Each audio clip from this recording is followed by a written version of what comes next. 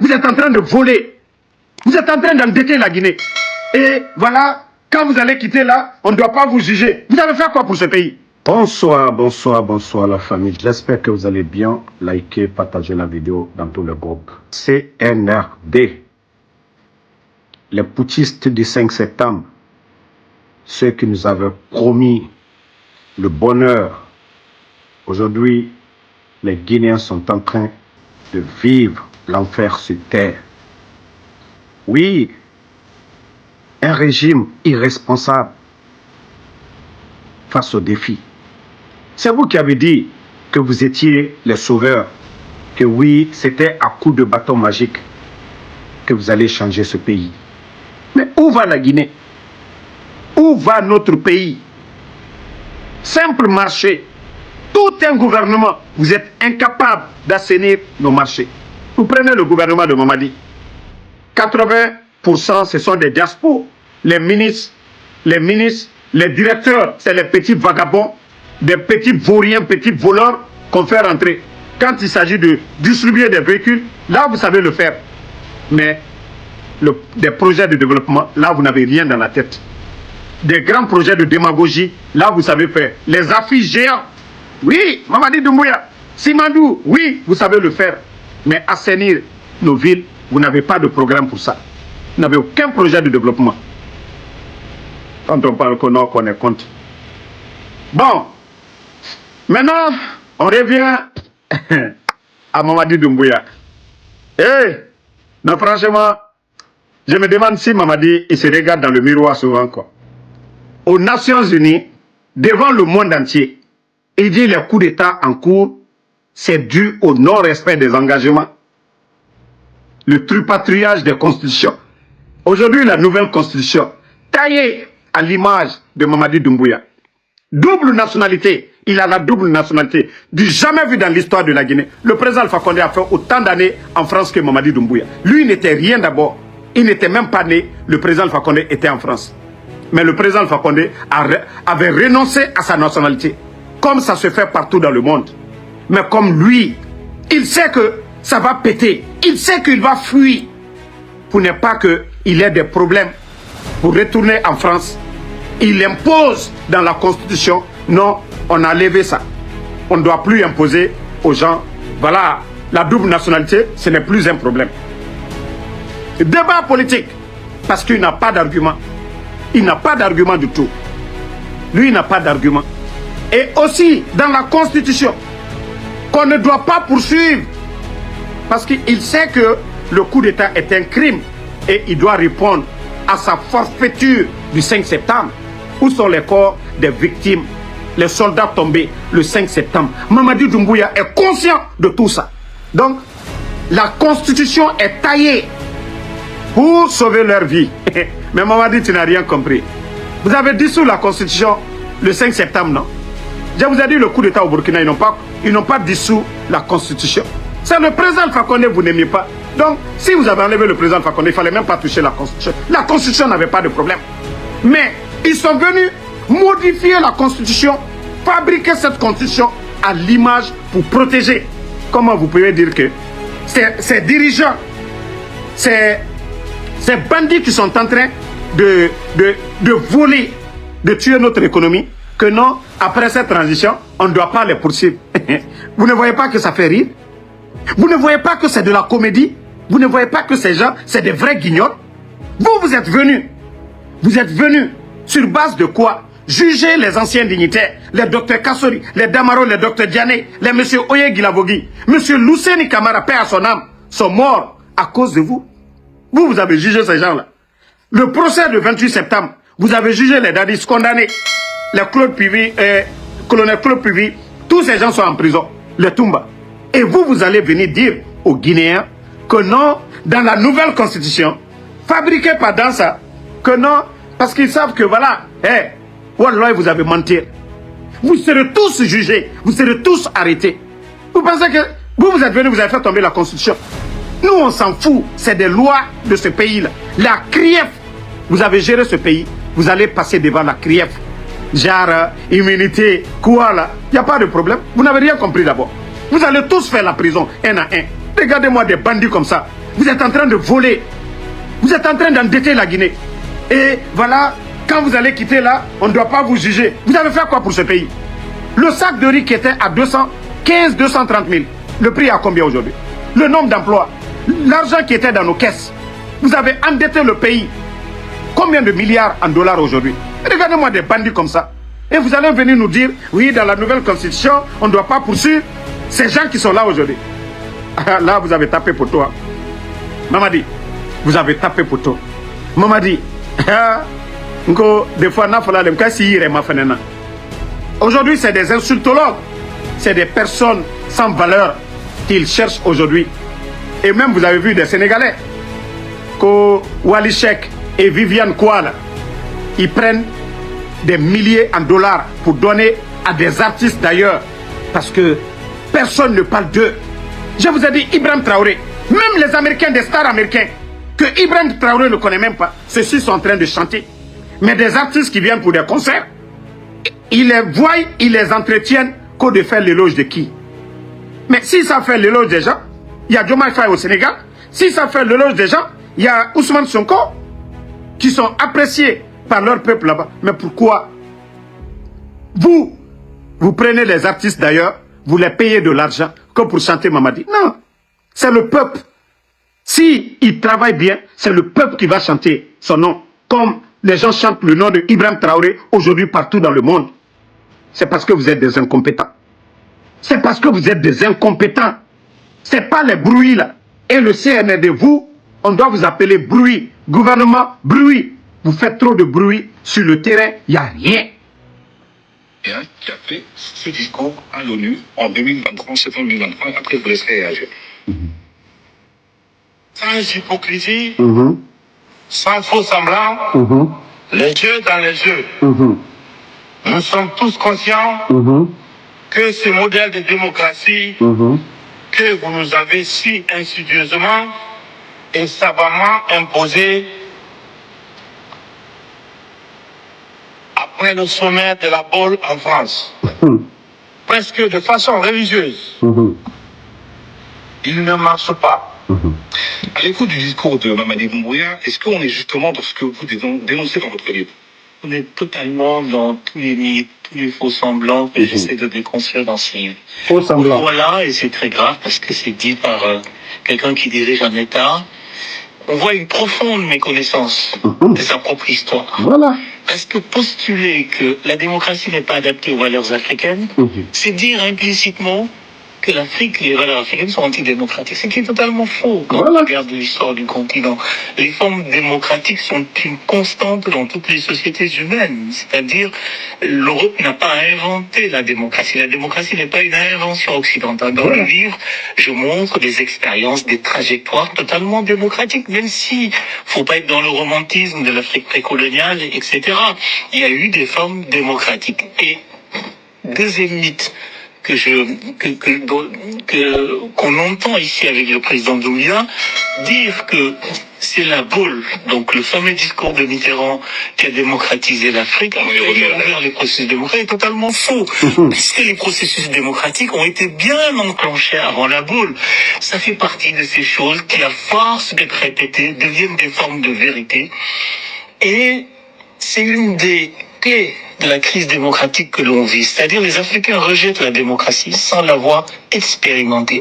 Enfin, une partie des Africains. Et justement, cette démocratie, en ce moment, est rejetée au Sahel par les militaires qui sont au pouvoir.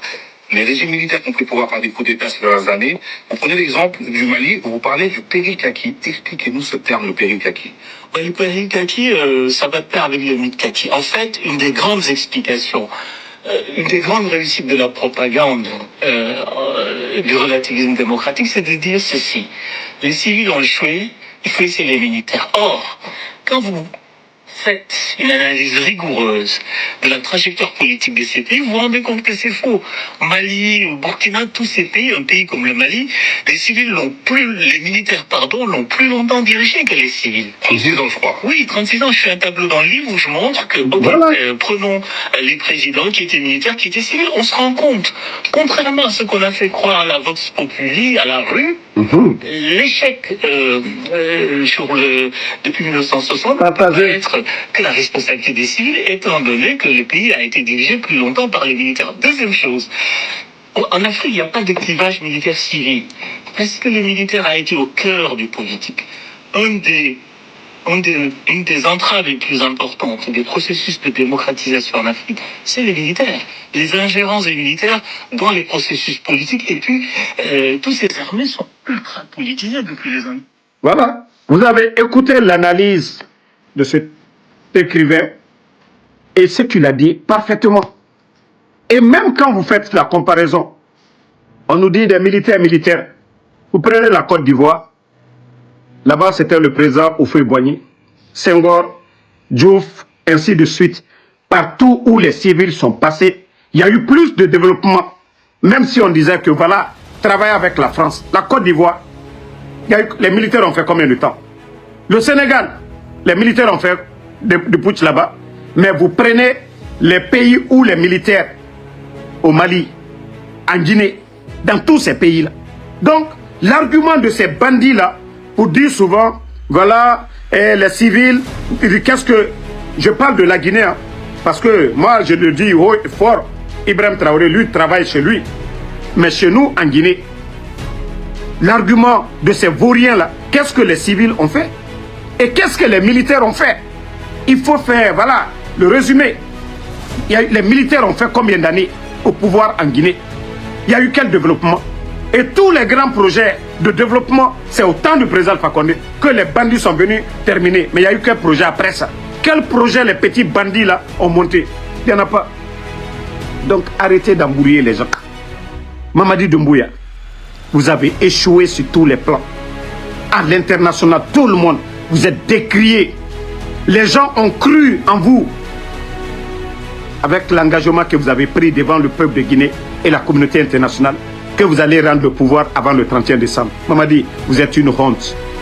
Aujourd'hui, le grand gagnant, je le dis, c'est le président Alpha Condé. Mamadi. Parce que ceux qui étaient opposés au président Alpha Condé sont dans le regret aujourd'hui. Sont dans le regret aujourd'hui, Mamadi. Ton échec commence par là, Mamadi. Et la Sénégal n'est pas en Guinée. Sa maison détruite. Son parti aujourd'hui divisé. Mamadi, vous avez fait mieux que le président Alpha Condé? Non. L'UFDG dira, on n'avait pas le pouvoir, mais on avait notre parti politique. Ah, le président Seloudale était en Guinée. L'UFR dira quoi? Le président Sidia Touré, on n'avait pas le pouvoir, mais on avait un parti politique. Nous étions respectés. Aujourd'hui, où nous en sommes? Mamadi, les médias en Guinée diront, oui, on ne nous donnait pas la liberté comme eux-mêmes ils aimaient l'inventer. Mais aujourd'hui, Mamadi, qu'est-ce que les médias diront aujourd'hui? Les médias fermés, plus de 1000 emplois en l'air. Mamadi, tout ça là, il faut tenir compte de tout ça.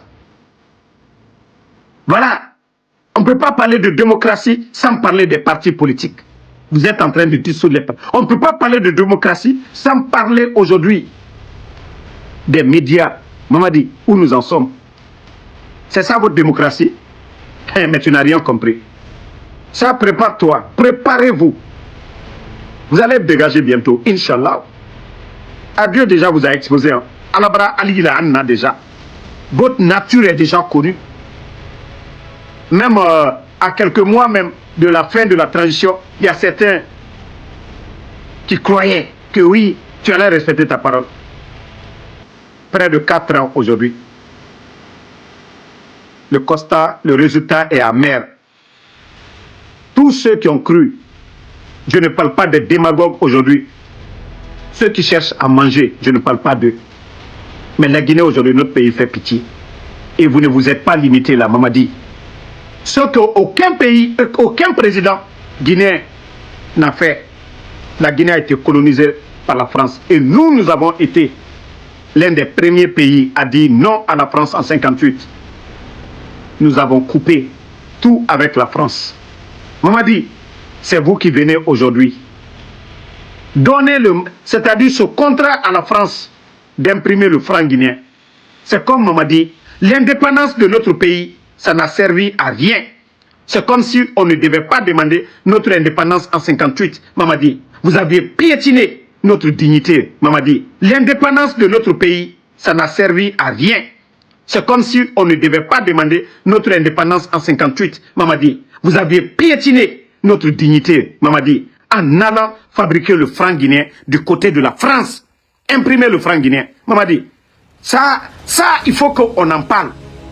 Ça dit, quand vous venez vous arrêter, oui, vous êtes des panafricanistes, oui, Sékou Touré, oui, 58, on a pris notre indépendance. Et vous avez noyé notre indépendance en allant en France. Imprimer le franc guinéen. Mamadi, non, vous avez tué les Guinéens. C'est la honte. Et avec ça, quand le journaliste malien avait dit Mamadi a trahi les pays de l'AES, on menace ce journaliste. Est-ce que ce journaliste malien n'avait pas raison? Vous avez trahi l'AES. Le combat de l'AES, c'est la décolonisation totale du continent africain. C'est ça, la lutte de l'AES. Si vous voyez qu'aujourd'hui, on ne parle pas des élections, on voit, parce que tant que nous sommes sous l'ordre de la France, il n'y aura pas de développement. Mais regardez le Burkina. Ils ont chassé la France. Mais regardez aujourd'hui, le Burkina n'est pas endetté. Les dettes ont été payées. Voilà. Mais qu'est-ce qui fait qu'en Guinée, on continue de nous endetter et il n'y a rien sur le terrain? C'est parce que oui, la France mange en Guinée. La France puise dans nos richesses. Et vous venez encore prendre le franc guinéen, aller donner, voilà, le contrat à la France de créer la monnaie guinéenne. Mamadi, est-ce que feu président Ahmed Sékou Touré, il sera fier de vous? Est-ce que le président Sékou Touré, dont vous parlez, vous avez donné le nom de l'aéroport pour tromper les Guinéens, allez fabriquer le franc guinéen en France, vous êtes fier de ça? Et sans le consentement du peuple de Guinée. Non mais franchement, c'est une honte. Franchement, c'est une honte.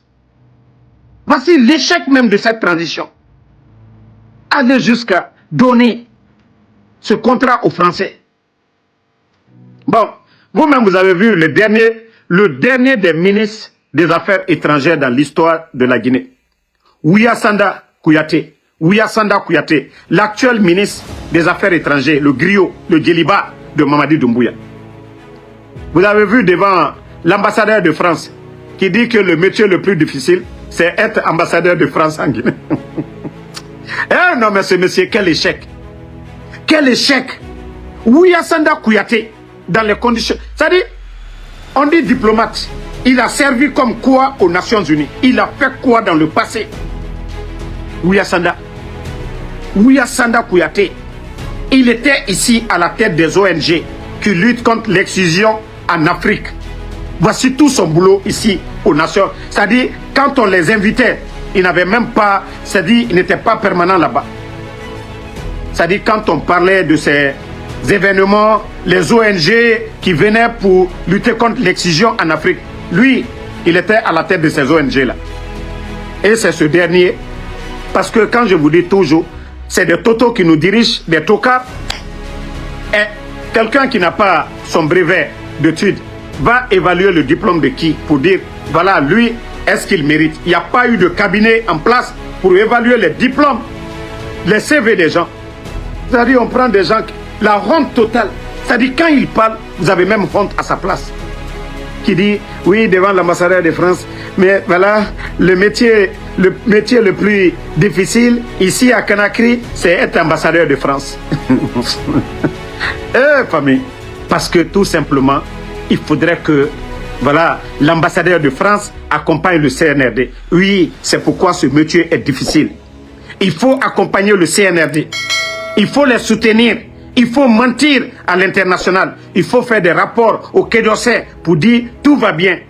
Pendant qu'on kidnappe les gens, pendant que les médias sont fermés, pendant qu'on dissout les partis politiques, pendant que les Guinéens vivent dans l'insécurité totale, pendant que, voilà, il y a flambé des prix partout. Là, on ne parle pas de ça.